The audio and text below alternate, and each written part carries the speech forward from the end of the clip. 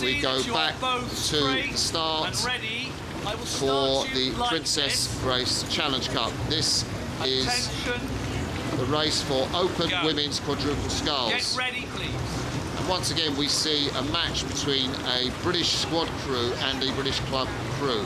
It's the British squad crew on your left, Imperial College, London and Tees Rowing Club. And on your right, the women from Molesey Boat Club, who have done a marvellous job to get this far. They will not win. It's a question of how much the British women on the left can beat them by.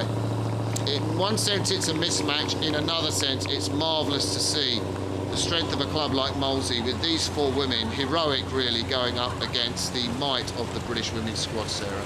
Yeah, absolutely. It's an amazing opportunity, isn't it? These women would have been watching the technique of Jess Layden, Frances Holton, Tina Stiller and Mel Wilson in this squad, and they'll be copying them. They'll be looking at how they move together and having the opportunity to race against them.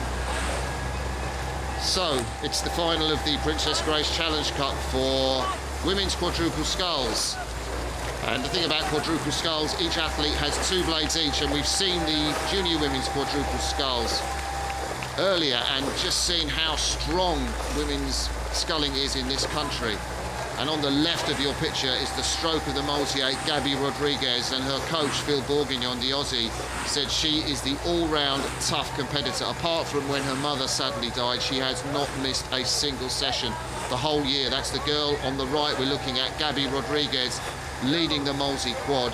She is an example out on the water in the gymnasium, a true servant to the sport and an icon for her club. So well done, Gabby. We know you're rowing in your race, you're in your zone.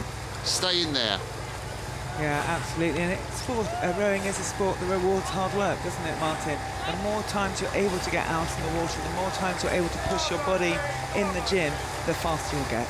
And what we're looking there is 2 different standards at the moment. The British women ahead, they'll be training 2 or 3 times a day, and then we have the club women here. They will probably be training 10, 12 sessions a week, a long-sized full-time job, and look what difference it makes. We'll give some name checks to the British squad women right out in front, but as we're looking at them, Helen Roberts, she's sitting behind Gabby Rodriguez, just 2 away from the left of your picture.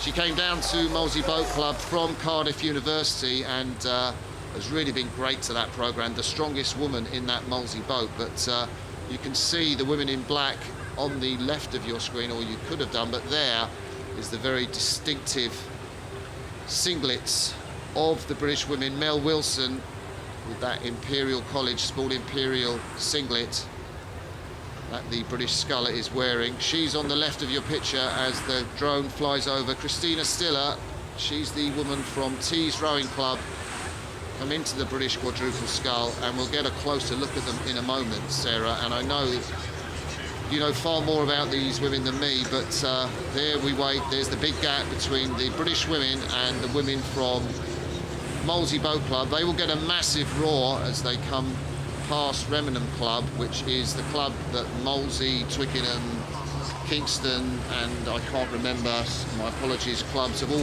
clubs, Thames Rowing Club, thank you, club together and bought a place at Henley so their members can come and cheer the crews on and have a pint or 2 at the same time.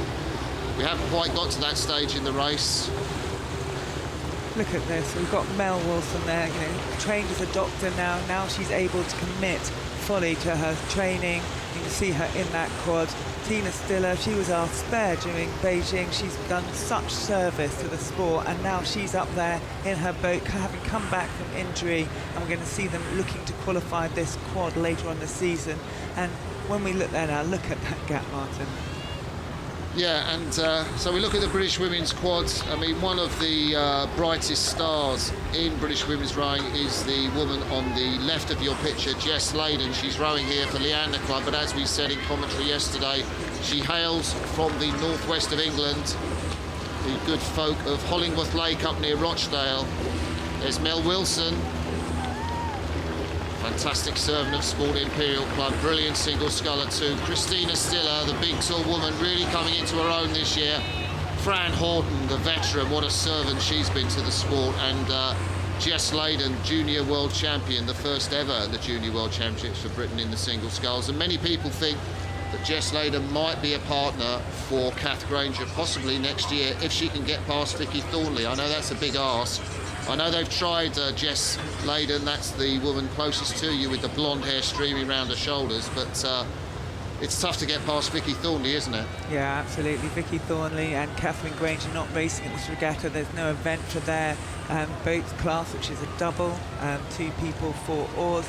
But looking there, you know, Jess Leyden, world junior champion in the single scull, and she's a really, really tough competitor. She's come down to Caversham from Hollingworth Wake this year. She's been living in Henley. She's training with the squad full time. That's a massive step up. You have to change everything, you know, move away from home, live with different people, and it takes a little while to get used to, and she's fitted in really, really well.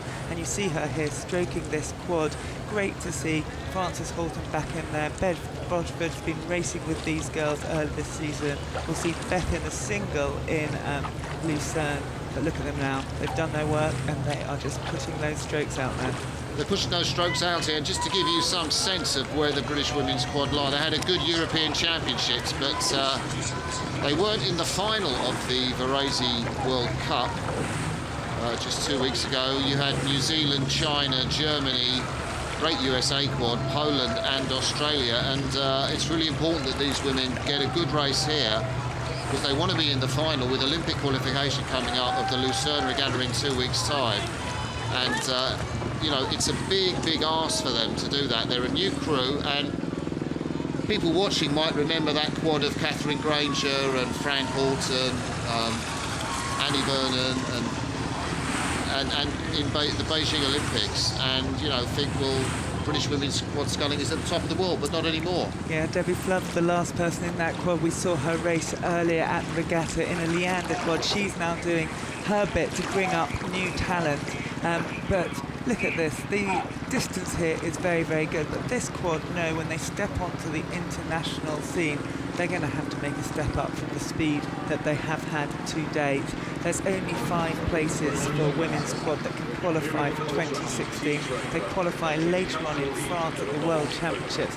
Top 5 boats will book the boat's place to Rio, but today, back here, Henley Royal Regatta, this is finals day, and you know, look at that, that is just fantastic. To be quite honest, I wish some of the other quads like the Germans, the Poles and the Australians had made the trip, but you know, everyone's really nervous about world qualification or Olympic qualification at the Worlds this year. Yeah, absolutely. I think it's 2012 and the Dutch came over here last and they won this event. We saw Princeton Training Centre win it in 2011, but it has been about the British for the last couple of years, and again it's about the British today, and I'd love to see more competition in this event. So that's the standard, that's the difference between British international women and the top British club crew. Gabby Rodriguez strokes her crew across the line. The Molesey crew are flat out all the way, they collapse over their blades.